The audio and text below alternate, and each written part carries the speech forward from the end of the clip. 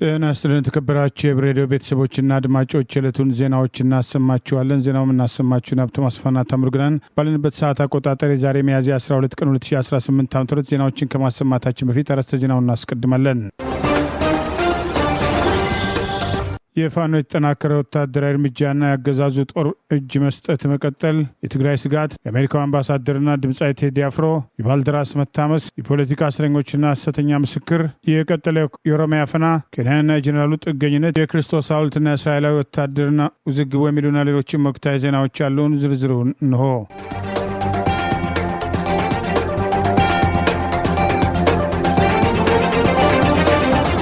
የአማራ ፋኖ ብሔራዊ ንቅናቄ ጎንደር ጠቅላይ ግዛት በላይዝ 204ኛ አስቻለው ደሴ ኮር የወሰደውን ወታደራዊ እርምጃ ተከትሎ ድል መቀዳጀቱን አስታወቀ።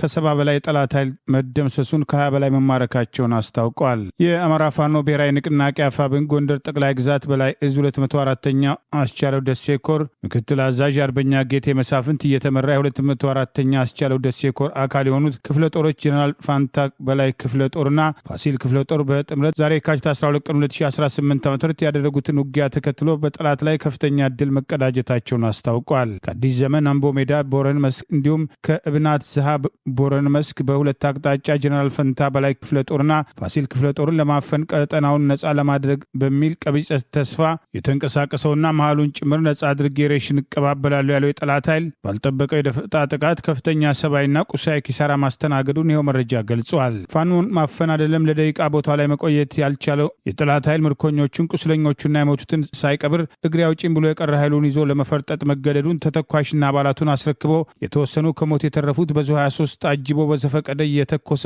ወደ መጣበት እምናትና አዲስ ዘመን ከተማ የቀረ ኃይሉን ለመፈርጠጥ መገደዱን፣ በዚህ ጥቃት ከ70 በላይ ያገዛዙ ስልጣን አስጠባቂዎች ሲደመሰሱ ከ20 በላይ የወራሪው ሰራዊት አባላት መማረካቸውን፣ ከ30 በላይ መቁሰላቸውና በትጥቅ ደረጃ ከ50 በላይ ነፍስ ወከፍ መሳሪያዎች ገቢ የተደረጉ ሲሆን ለጊዜው ቁጥሩ ያልታወቀ በርካታ ተተኳሽ መማረክ መቻላቸውንም አስታውቋል። አሁን ባለው ሁኔታ ቀጠናው በጀነራል ፈንታ በላይ ክፍለ ጦርና ፋሲል ክፍለ ጦር ቁጥጥር ስር መዋሉን የጠቀሰው መረጃ የቁርጥ ቀን ልጆቹ የጠላት እግር እሳቶች በሁለት አቅጣጫ አይደለም በ10 አቅጣጫ ብትመጡ የገብርዬ ልጆች የጀነራል ፈንታ በላይ ልጆች አትችሏቸውም፣ ድሉ ይቀጥላል፣ ቦታው እንዳሰባችሁት አይደለም፣ ሁሌም የእግር እሳት ነው በማለት ኮሩ ባወጣው በዚሁ መረጃ አስጠንቅቋል። ጠላት የሞተበትን ሳይቀብር እግሬ አውጪኝ ብሎ የፈረጠጠ ቢሆንም የአማራ ፋኖ ብሔራዊ ንቅናቄ ጎንደር ጠቅላይ ግዛት በላይዝ ዳግማዊ ቴዎድሮስ 5ኛ ኮር አጼ ኢያሱ ክፍለ ጦር በበኩሉ ፈርጣጩን ጦር መቀጥቀጡን አስታውቋል። የፋኖን ምት መቋቋም ያቃተው የጠላት ኃይል እንደ ወትሮ ጸረ አማራነቱን ለማሳየት 3 ሰላማዊ አርሶ አደሮችን በግፍ መረሸኑን የጠቀሰው መረጃ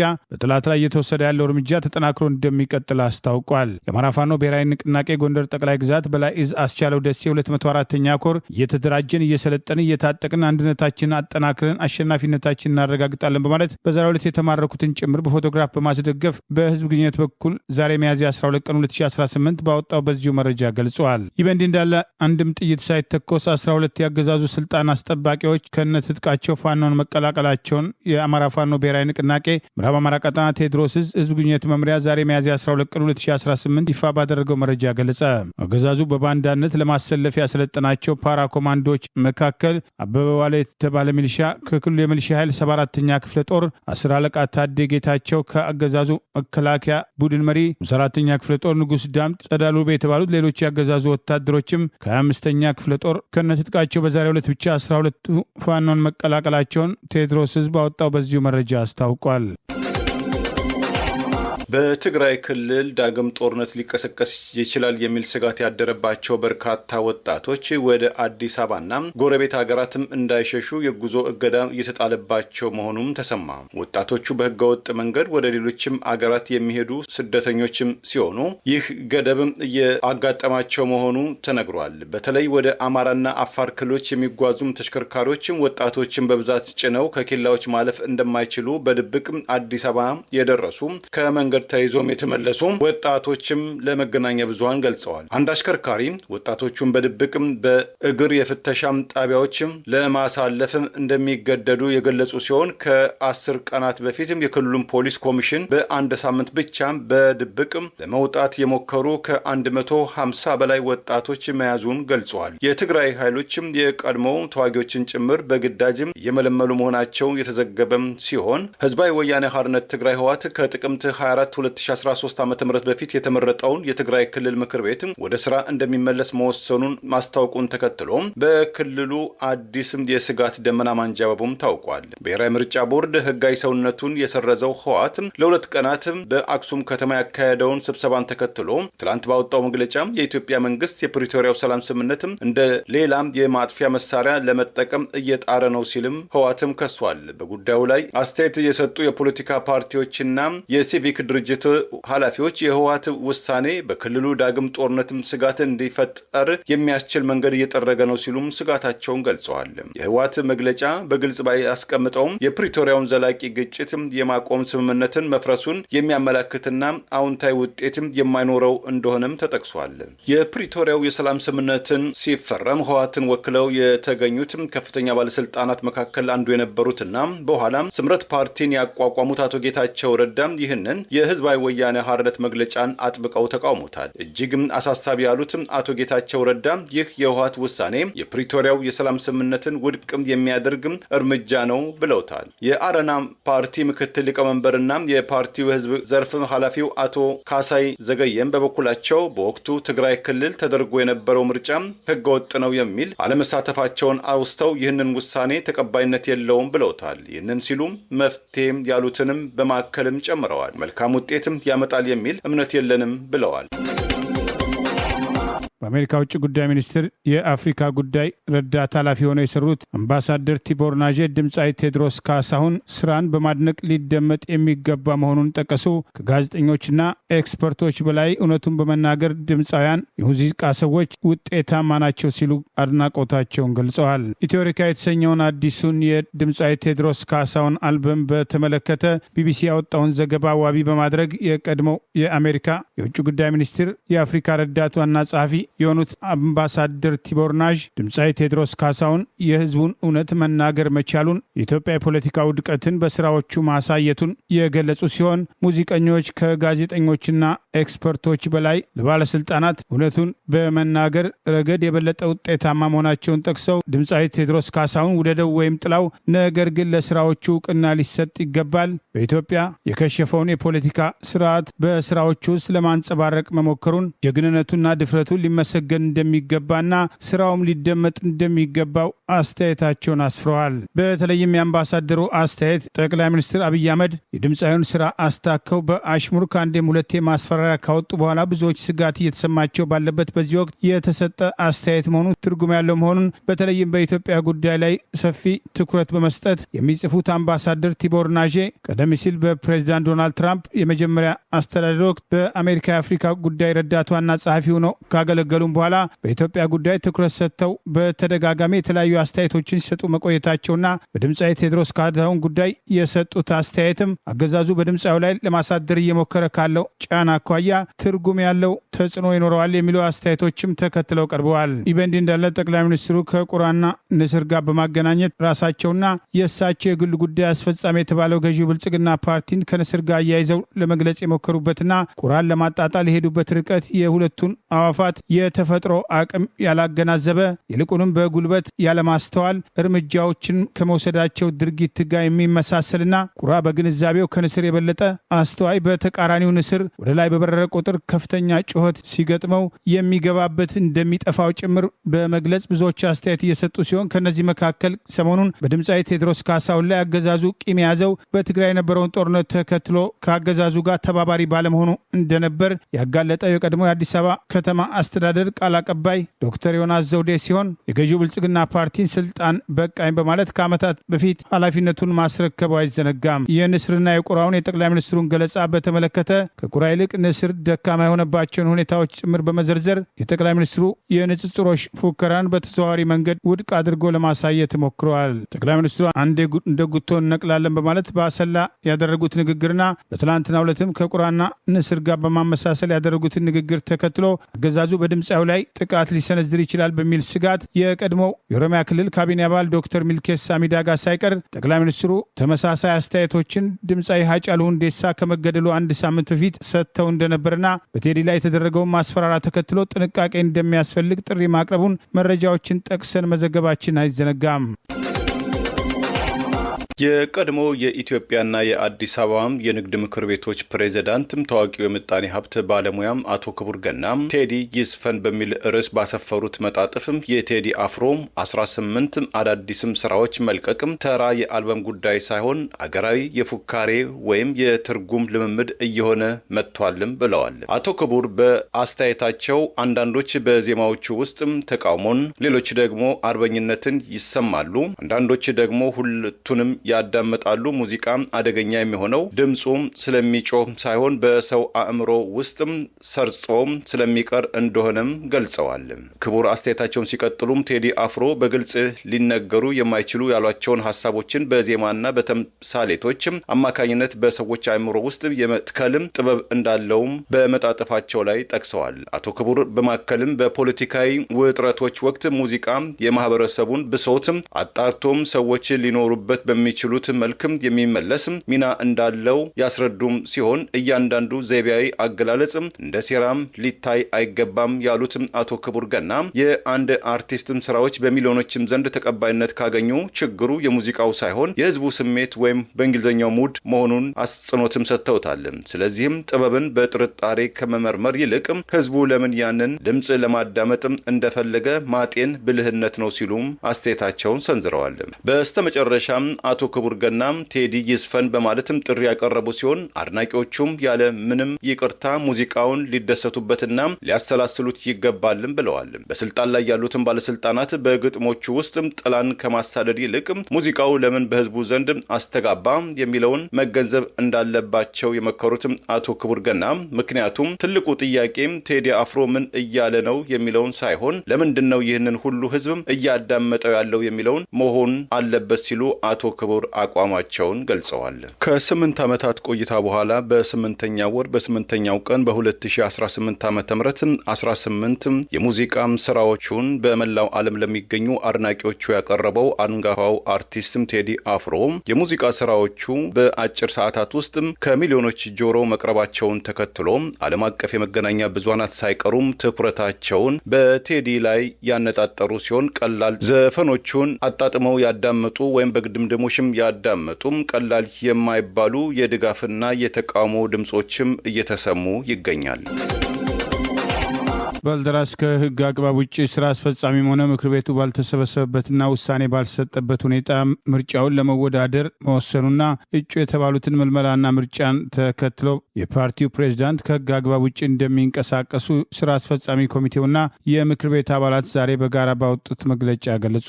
በአዲስ አበባ ጉዳይ በተደጋጋሚ የሚያደርጋቸውን የሰላማዊ ትግሎች ተከትሎ ስሙ ጎልቶ ይሰማ የነበረውና ላለፉት ዓመታት ድምፁ እየጠፋ የመጣው ባልደራስ እውነተኛ ዲሞክራሲ ፓርቲ ዛሬ ሚያዝያ 12 ቀን 2018 ዓ.ም የፓርቲው የስራ አስፈጻሚና የምክር ቤት አባላት ባወጡት መግለጫ ስራ አስፈጻሚም ሆነ ምክር ቤቱ ባልተሰበሰበበትና ውሳኔ ባልሰጠበት ሁኔታ ምርጫ እንሳተፋለን የተባለው ውሳኔን ጨምሮ ሌሎች ህገወጥ ያሏቸው ውሳኔዎች በፓርቲው ፕሬዝዳንት መወሰናቸው ከህግ አግባብ ውጭ መሆኑን ጠቅሷል። የፓርቲው ስራ አስፈጻሚና ምክር ቤትን ያገለሉ ውሳኔዎችና ተግባራት ተቀባይነት የላቸውም ያለው ይኸው መግለጫ ባልደራስ እውነተኛ ዲሞክራሲ ቀደም ሲል እንደ ሲቪክ ተቋም ከዛም እንደ ፓርቲ ከተቋቋመበት ጊዜ ጀምሮ በመተዳደሪያ ደንብና በውስጡ ባሉ መዋቅራት እንደሚመራ አስታውሶ በዚህም ተቋማዊ አሰራር አምባገነኑ የብልጽግና መንግስት ከየትኛውም ተቋሚ ፓርቲ በላይ ሲታገል እንደቆየ ህዝብ የሚያውቀው የአደባባይ ሀቅ መሆኑን ገልጿል። ባልደራስ የትግል አድማሱን በማሳደግ በነሐሴ 23 2016 ዓ.ም ወደ አገር አቀፍ ፓርቲነት ማደጉን ያስታወሰው መግለጫ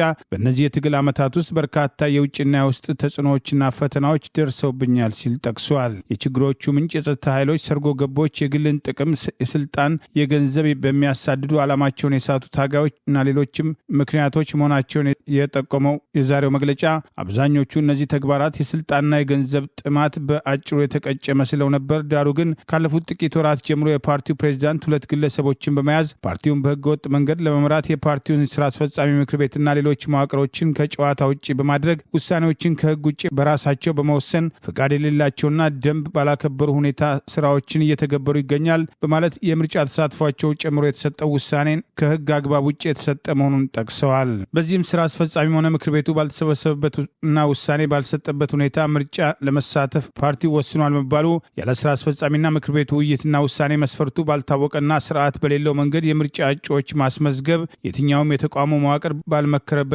ውሳኔ ባልሰጠበት ሁኔታ ማኒፌስቶ ማውጣት፣ የትኛውም ስልጣን ያለው አካል ባልመከረበትና ውሳኔ ባልሰጠበት ሁኔታ በተቋማት ላይ ክስ መመስረትና ስራ አስፈጻሚው ያልመከረበት መልስ ለፍርድ ቤት መስጠት፣ ስልጣን ያለው አካል ባልመከረበት ሁኔታ የፓርቲውን ዋና ጽህፈት ቤት አድራሻ መቀየር፣ ስራ አስፈጻሚው ያላጸደቀውን ገንዘብ ማንቀሳቀስ እንዲሁም ሌሎች በርካታ ህግ ያልሆኑ ውስጣዊ ጉዳዮች ግለሰቦቹ እየፈጸሙ ይገኛል በማለት የፓርቲውን ፕሬዝዳንት አቶ አማሃ ዳኘውና ሌሎች ሁለት ግለሰቦች በጋራ እየሰሩት ነው ያሉትን ህገወጥ እርምጃ መግለጫው በስም ሳይጠቅስ ተጠያቂ አድርገዋል። እነዚህ በፍጹም ህገወጥ የሆኑ ስራዎች እንዲቆሙ የፓርቲው ስራ አስፈጻሚና የምክር ቤት አባላት ስንታገል የቆየን ሲሆን አሁንም እየታገል እንገኛለን ባለው በዛሬው የባልደራስ መግለጫ እነዚህ ፍጹም ህገወጥ የሆኑ ተግባራት በአስቸኳይ ቆሞ ፓርቲ ወደ ህጋዊና መዋቅራዊ ስራዎች እንዲመለስ በጽኑ እናሳስባለን። እነዚህ ተግባራት በጊዜ የማይፈቱ ከሆነ ግን ዝርዝር ጉዳዮችን ከነማስረጃ ይዘን ለመውጣት እንገደዳለን ሲል ከወዲሁ አስጠንቅቋል። ባልደራስ እውነተኛ ዲሞክራሲ ፓርቲ ከ5 ዓመት በፊት የተካሄደውን 6ኛ ዙር ሀገራዊ ምርጫ ተከትሎ ለገዢው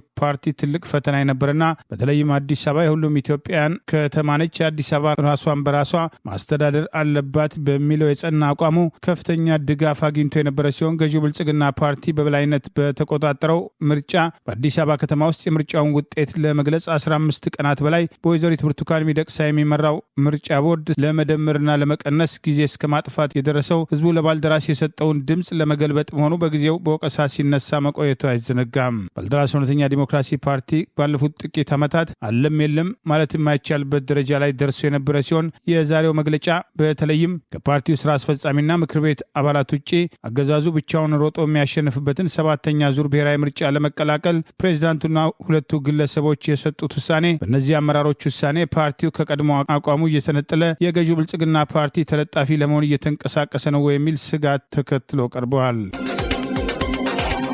አገዛዙ በማንነታቸው ሳቢያ ያሰራቸው የአማራ ብሔር ተወላጅ የፖለቲካ እስረኞችን እርስ በርስ ለመከፋፈል ግፍ የበዛባቸውና በዋስትና የለቀቃቸውን በግዴታ ለማስመስከር እየተንቀሳቀሰ መሆኑ ተገለጸ።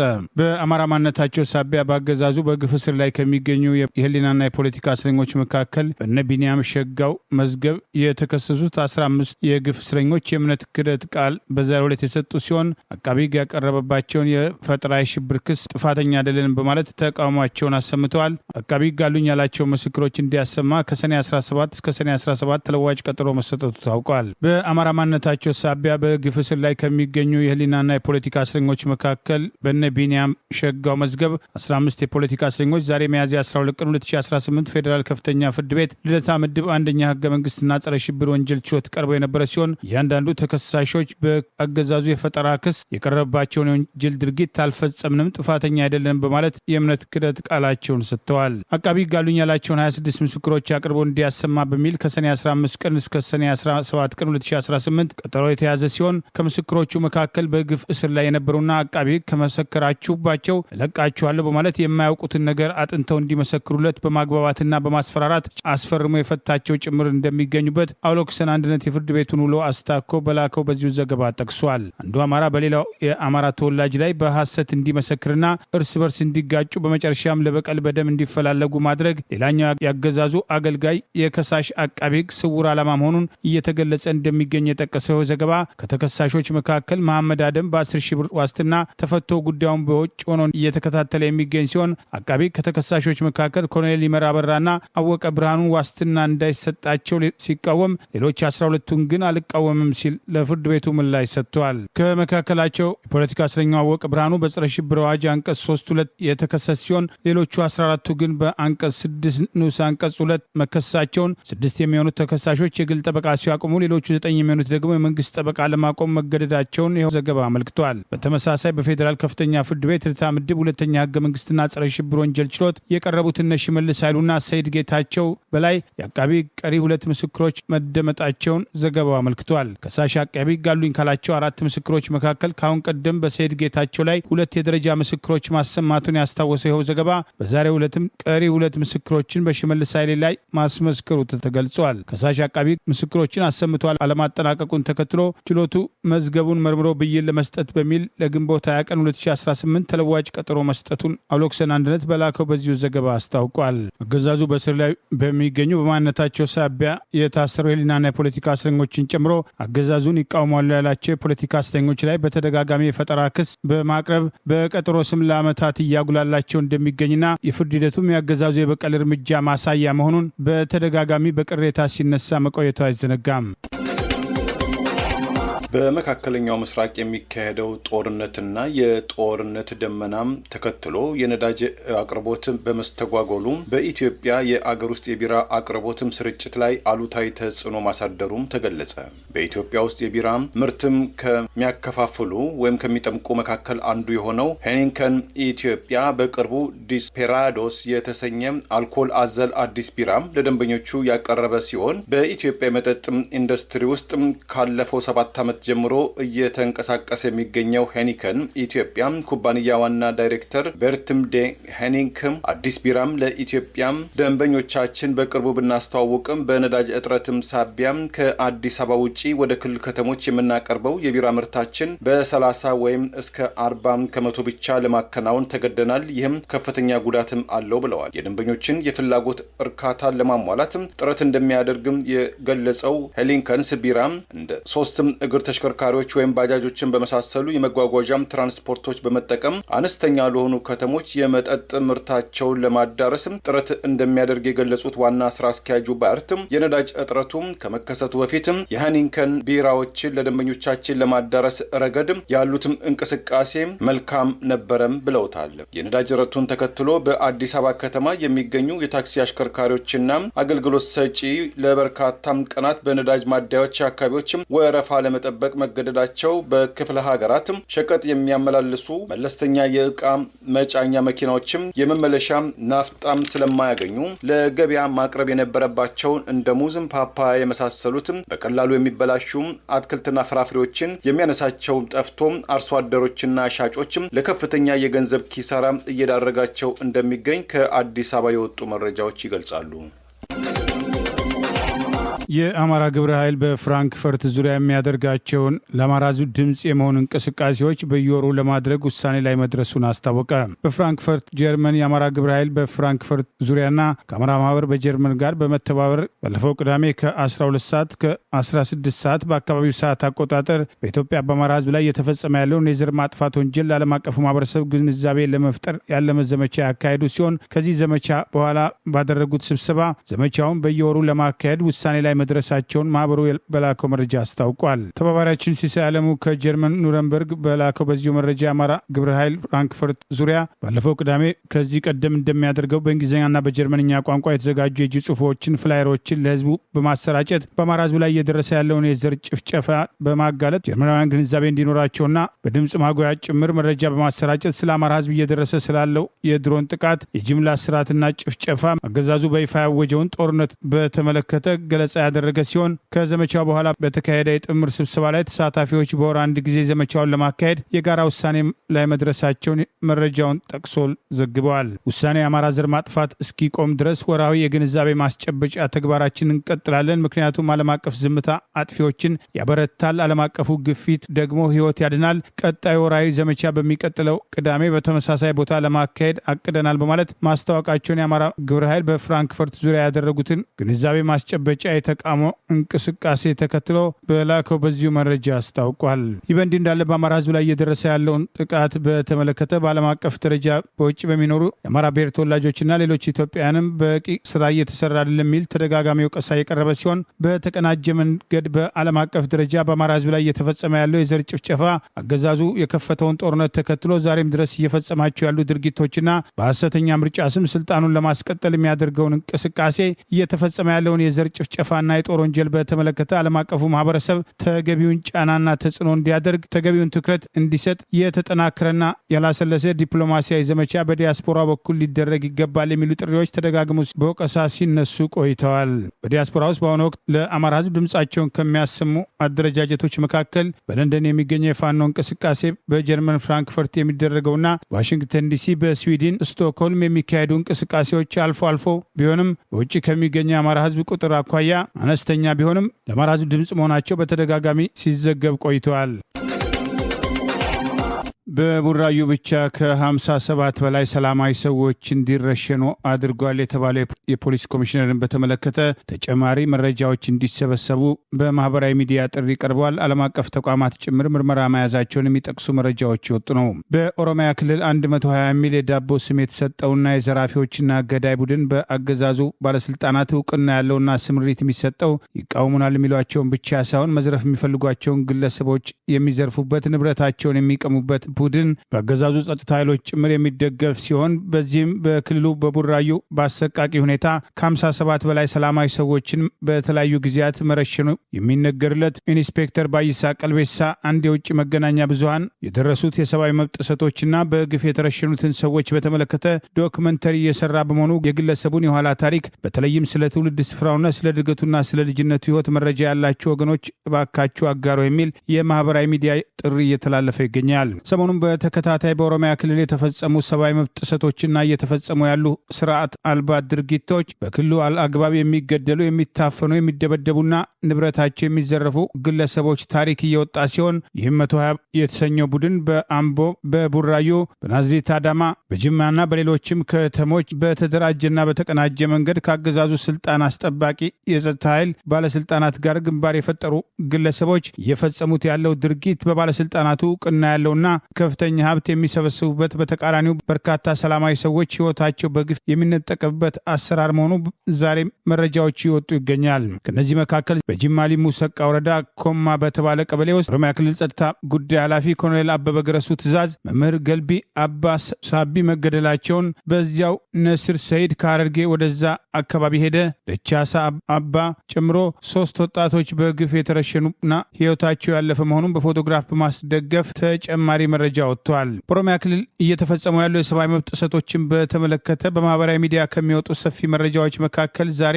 የከረዩ አባገዳዎችን ኦነግ ገደላቸው ማለት አገዛዙ ከዚህ ቀደም በሐሰት የገለጸውና የኢትዮጵያ ሰብአዊ መብት ኮሚሽን በዶክተር ዳንኤል በቀለ ይመራ በነበረበት ወቅት ያጋለጠው የኦሮሚያ ልዩ ኃይል አባላት የፈጸሙትን ግድያ በበላይነት የመራው ግለሰብ በሹመት ላይ ሹመት ተሰጥቶት ዛሬም በስልጣን ላይ እንደሚገኝ የወጣው ተጨማሪ መረጃ ይገልጻል። ብልጽግና ለገደሉ፣ ላስገደሉ፣ ለማፊያዎች፣ ለዘራፊዎች ማን ምን ያመጣል በሚል በሹመት ላይ ሹመት እየደረበ ይገኛል። የኦሮሞ ህዝብን እየጨፈጨፈ እየገደለና እያስገደለ የሚገኘው ቡድን የኦሮሞ ህዝብን ሊወክል አይችልም የሚሉ ተቃውሞዎችም ተጠናክረው ቀጥለዋል። ከተጎጂዎች መካከል ከዚህ ቀደም በግፍ ህይወታቸውን ያለፉት ጦርነት ሸሽተው መጥተው ቡራዩ ላይ ንብረታቸው ተዘርፎ በደረሰባቸው አሰቃቂ ድብደባ ህይወታቸው ያለፈውን አንድ ባለሀብት ጉዳይ ዛሬ በማህበራዊ ሚዲያ ከነፎቶግራፋቸው ወጥቷል። አቶ ቦቃ ሁንዴሳ በምዕራብ ወለጋ መንዲ ከተማ የሚኖሩ ታዋቂ ባለሀብትና የሀገር ሽማግሌ የነበሩ ሲሆን በወለጋ አካባቢ ያለውን ግጭት በመሸሽ ህይወታቸውን ለማዳን ወደ ቡራዩ ከተማ የተሰደዱ ሲሆን ቡራዩ እንደደረሱ በኢንስፔክተር ባይሳ ቀልቤሳና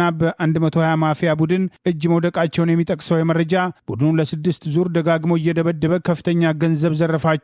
አቶ ቦቃ በእጃቸው የነበረውን ገንዘብ ሙሉ በሙሉ ለቡድኑ ቢሰጡ ማፊያዎቹ ተጨማሪ የደበከው ገንዘብ አውጣ በማለት እጅግ ዘግናኝ ድብደባ ፈጸሙባቸው። በደረሰባቸው ከፍተኛ የአካል ጉዳት ምክንያት ቅዱስ ጳውሎስ ሆስፒታል ገብተው በሕክምና ሲረዱ ቢቆዩም ሊተርፉ አልቻሉም። በግፈኞች ድብደባና ግፍ ከዚህ ዓለም በሞት ተለይተው በሸገር ከተማ መልካ ገፈርሳ ወረዳ በሚገኘው ወይበላ ማርያም ቤተክርስቲያን ቀብራቸው ተፈጽሟል በማለት በፎቶግራፍ ማስረጃ ጭምር ተጋልጧል። ሰሞኑን ጀዋር መሐመድ በጀመሩት የማህበራዊ ሚዲያ ዘመቻ በኦሮሚያ ክልል የተለያዩ አካባቢዎች 120 በሚል ስያሜ የተደራጀውና በአገዛዙ ባለስልጣናት እውቅና ያለው ቡድን ዜጎችን እያገተ እንደሚዘርፍ፣ አፍኖ እንደሚገድልና እንደሚጥል፣ ከፍተኛ አካል ድብደባ በመፈጸም በኦሮሞ ህዝብ ላይ አሰቃቂ ድርጊቶች እየፈጸመ ነው የሚል ዘመቻ ማቅረባቸውን ተከትሎ ተጨማሪ መረጃዎች ከየአቅጣጫው እየወጡ ይገኛል። ኬንያ የሱዳኑ ታጣቂ ቡድን በእንግሊዝኛው ምህጻረ ቃል አርኤስኤፍ መሪ ጄኔራል መሐመድ ደጋሎ ወይም ሐምዲቲን በግዛቷ ውስጥ አስጠልላለች ያሉ ታዋቂ ኬንያዊ ፖለቲከኛ የፕሬዚዳንት ዊሊያም ሩቶ አስተዳደር ወንጀለኛ ያሏቸው ጄኔራል ሐምዲቲንና አመራሮቻቸውን በአስቸኳይ ከኬንያ ግዛት እንዲያስወጡ ሲሉ ጥሪ አቀረቡ። ቀደም ሲል በዓለም አቀፉ የንግድና ልማት ድርጅት በእንግሊዝኛው ምህጻረ ቃል አንክታድም ሰባተኛው ዋና ጸሐፊ በመሆን ያገለገሉት በአሁኑ ወቅት የተባበሩት አማራጭ ፓርቲ መሪ የሆነው የኬንያው ተቃዋሚ ፓርቲ አመራር ወይም መሪ የሆኑት ፖለቲከኛው ዶክተር ማኩሻ ካቲጌ ከኬንያው ኤንቲቪ ጋር ባደረጉትም ቃለ ምልልስ በሱዳን ውስጥ የቆዳ ቀለማቸው የጠቆረ በምዕራብ ሱዳን ዳርፉር ግዛት ነዋሪዎችን በጅምላ የጨፈጨፉ ጃንጃዊ ህገወጥ ሚሊሻ ቡድን መሪ የሆኑት ጄኔራል ሐምዲቲ ከኬንያው ፕሬዚዳንት ዊሊያም ሩቶ ጋር እንዴት ግንኙነት ፈጠሩ? እንደ አፍሪካዊ ፕሬዚዳንት ለጥቁር አፍሪካውያን ጠላት ለሆነ ጄኖሳይደር ታጣቂ ቡድን ወይም አርኤስኤፍ መሪን እንዴት ፓስፖርትም ሰጡ? እንዴትስም አስታጠቁም? በማለትም ጠይቀዋል። በመቀጠልም ናይሮቢ ከኒውዮርክና ከጄኔቫ ቀጥሎ የተባበሩት መንግስታት ሁለት መቀመጫ አገር እየሆነች በመምጣቷ በአሁኑ ወቅት እንዴትም ኬንያ በሯን ለጄኔራል ሐምዲቲም ከፈተች የሚለውን ጥያቄ በቅጡ ሊመለስ ይገባልም ሲሉ ጠይቀዋል። የአፍሪካ ህብረትም በዘር ማጥፋት ያወገዘው የአርኤስኤፍን እኛም ኬንያውያን እንዴትም እንቀበላለን? የኬንያ ዋነኛ የሻይ ምርትም ተቀባይ የሆነችው ሱዳንን እንዴትም ጥቁር ጠል በሆኑ የአረብም አፍቃሪ ባሏቸው የአርኤስኤፍ ታጣቂዎችም እጃችንን እንሰጣለን በማለትም የጠየቁትም የኬንያው ተቃዋሚ ፓርቲ መሪ ዶክተር ማኩሻ እርስዎ የኬንያ ፕሬዚዳንት ቢሆኑ ኖሮ ምን እርምጃ ይወስዳሉም ተብለው የተጠየቁ ሲሆን እኔ የስልጣን ቦታውን ባገኝ በመጀመሪያ የአርኤስኤፍ መሪውን እና አመራሩን በአጠቃላይ ከኬንያ ጠራርጌ አባራለው። ለተፈጸመው ስህተት የዓለም ህዝብን፣ የአፍሪካ ህብረትን፣ የምስራቅ አፍሪካ ሀገራትን ይቅርታም እጠይቃለሁ። ከካርቱም መንግስት ጋር በአርኤስኤፍ ጉዳይ ጥብቅ መረጃዎችንም እለዋወጣለሁ ብለዋል። ኬንያም በሱዳኑ ወታደራዊ አዛዥ አብዱል ፈታህ አልቡርሃማን እና በጀነራል ሐምዲቲ መካከል የሸምጋይነት ሚና መጫወትም ትችላለች ወይ ተብለው የተጠየቁትም የተቃዋሚው ፓርቲ መሪ ዶክተር ማኩሻ በጭራሽም ሸምጋይ መሆን አንችልም፣ ምክንያቱም በካርቱም መንግስት በኩል ታማኝነት የለንም። ዛሬ አሜሪካንና ኢራንን የምታሸማግለው ፓኪስታን ለዚህ የበቃችው በሁለቱ ተፋላሚ አገሮች ማለትም በአሜሪካና በኢራን በኩል ታማኝነት ስላላት ነው በማለትም አስተያየታቸውን ሰንዝረዋል። ሀገራቸው ኬንያም ከካርቱም በኩል ተደቁኖባታል ያሉትን የታማኝነት ሚና በቅድሚያ ሊጠገን ይገባል በማለትም ምክረ ሀሳባቸውን አቅርበዋል። በደቡብ ሊባኖስ ውስጥም ተተክሎ የሚገኝ የጌታ ኢየሱስ ክርስቶስ በመስቀል ላይ ሆኖ የሚያሳይ መታሰቢያ ሐውልትን በመዶሻ አፈራርሷል የተባለ የእስራኤል ወታደር ዓለም አቀፋዊ ቁጣን ቀሰቀሰ። የእስራኤሉ ጠቅላይ ሚኒስትር በድርጊቱ ማዘናቸውን ገለጹ። የመከላከያም ተቋሙ ጉዳዩን እንደሚያጠራም አስታወቀ። በሰሞነኛው የእስራኤልና የሊባኖስ ሂዝቦላ ታጣቂ ቡድን ጦርነት ለ10 ቀናት ጊዜያዊ የተኩስ አቁም ስምምነት ተከትሎ በ10 ሺዎች የሚቆጠሩ ተፈናቃይ ሊባኖስ ወደ ፈራረሰው ቀያቸው እየተመለሱ ባለበትም በዚህ ወቅት አንድ የእስራኤል ወታደር መዶሻም በመያዝ የጌታ ኢየሱስ ክርስቶስ ስቅለትን የሚዘክር ሐውልትን ቆራርጦም ሲገነጣጥል የሚያሳይ ምስል በሳምንቱ መጨረሻ ላይ መሰራጨቱም ከፍተኛ ቁጣም ቀስቅሷል። አገራቸው እስራኤል በመካከለኛው ምስራቅ ብቸኛዋን ሁሉንም ሃይማኖትም አካታችም በሃይማኖቶች መካከል መቻቻል የሚለውን የአይሁድ እምነትም ተከታይ መሆኗን የገለጹት የእስራኤሉ ጠቅላይ ሚኒስትር ቤንያሚን ኔታንያሁ ዛሬ በማህበራዊ ትስስር ገጻቸው ይህንን ድርጊት በእጅጉም አወግዛለሁ፣ በእጅጉም ተበሳጭቻለሁ። በተፈጠረው ድርጊትም ለተጎዱ ለሊባኖሳውያንና ለዓለም አቀፍ ማህበረሰብ ወገኖች በሙሉ ጸጸታችንን እንገልጻለን ብለዋል። የጌታ ኢየሱስ ክርስቶስም ዝክረ ስቅለት ሐውልትን ተገንጥሎ ከመሬት ላይ በአፍጢሙም ተደፍቶ በመዶሻም ሲፈረካከስ የሚያሳየው ምስል የሰው ሰራሽ አስተውሎት ወይም በእንግሊዝኛው ኤአይ ውጤት ስም ሳይሆን ትክክለኛ ድርጊት መሆኑን በትላንትናው ዕለት ያረጋገጠው የእስራኤል መከላከያም ተቋም በእንግሊዝኛው አይዲኤፍ ይህንን ድርጊት የፈጸመው ያለውን የእስራኤል መከላከያ ወታደር ድርጊትም የአጠቃላይ የእስራኤል መከላከያ ሰራዊትም እሴትን አያንጸባርቅም፣ ተገቢውን ማጣራት ይካሄዳል፣ ተመጣጣኝ እርምጃም ይወሰዳል ብሏል። ትኩረቱ የሊባኖሱም ታጣቂ እናም አሸባሪ ሂዝቦላን በደቡባዊ ሊባኖስ ውስጥ ማስወገድም ዋነኛ ዓላማ መሆኑን የገለጸው የእስራኤል መከላከያም ተቋም የሲቪሊያን መሰረተ ልማት የሃይማኖታዊ ተቋማትን እሴቶችን፣ ምልክቶችን የማጥቃት ፍላጎት እንደሌለው በመግለጫ በመግለጫው ላይ አጽንኦትም ሰጥቷል። በስተመጨረሻም ምስሉ በእጅጉ ማዘናቸውን የገለጹት የእስራኤሉ የውጭ ጉዳይ ሚኒስትር ጌዲዮን ሳር ይህንን አስቀያሚ ድርጊት የፈጸመው ማን ይሁን ማን ተገቢውን እርምጃም እንደሚወሰድበት ባለሙሉ ተስፋ ነኝ በማለትም የተቃውሞ አቋማቸውን ገልጸዋል። ይህ አይነቱ ድርጊት ህዝብን፣ አማኞችን ያስቆጣል ያሉት በእስራኤል የአሜሪካው አምባሳደር ማይክ ሃክቢ ተገቢው የእርምትም ቅጣትም ሊሰጥ ይገባል በማለትም እሳቸውም ተቃውሟቸውን ገልጸዋል። በእስራኤል የህዝብ እንደራሴዎች ወይም ካሴቱት የአረብ እስራኤል አባል የሆኑት አህመድ ታቢ በፌስቡክ ማህበራዊ ገጻቸው በጋዛ የሚገኙ መስጂዶችንና ቤተክርስቲያናትን ያወደሙ በኢየሩሳሌም የክርስቲያን አባቶች ላይ የተፉ ያሏቸው ወገኖች ዛሬ በጌታ ኢየሱስ ክርስቶስን የስቅለት መታሰቢያ ሐውልትን በአደባባይ ሲያፈራርሱ አያፍሩም። ይህ አይነቱ ንቀት የመጣው ራሳቸውን በኤአይ አማካኝነት ከጌታ ኢየሱስ ክርስቶስ ጋር ለማነጻጸር ከሞከሩት የካቶሊኩ የእምነት አባት ፖፕ አቡነ ሊዮን በአደባባይ የዘለፉትም ካሏቸው ከአሜሪካው ፕሬዝዳንት ዶናልድ ትራምፕ የመነጨ የዘረኝነት ጥግ ሊሆን ይችላል በማለትም እንደራሴው አህመድ አስተያየታቸውን አጋርተዋል። ለዛሬ ያሉን ዜናዎች እነዚህ ናቸው። ዜናውን ስታደምጡ ለቆያቸው የህብር ሬዲዮ ቤተሰቦችና አድማጮች ምስጋናችን ይድረሳችሁ። የህብር ሬዲዮ ኦፊሻል ዩቲዩብ ቻናላችንን ሰብስክራይብ ያላደረጋችሁ ሰብስክራይብ በማድረግ በተጨማሪም የደውል ምልክቱን በመጫን የህብር ሬዲዮ ቤተሰብ እንድትቀላቀሉ በአክብሮት እንጋብዛለን። እንደወትሮ ሁሉ የህብር ሬዲዮ ቤተሰቦች ፕሮግራሞቻችንን ላይክ በማድረግ ሼር በማድረግ አስተያየቶቻችሁን በመስጠት አብሮነታችሁን እንድትገልጹ በአክብሮት እንጠይቃለን። በድጋሚ እናመሰግናለን። ጤና ይስጥልን። ቸር እንቆይ።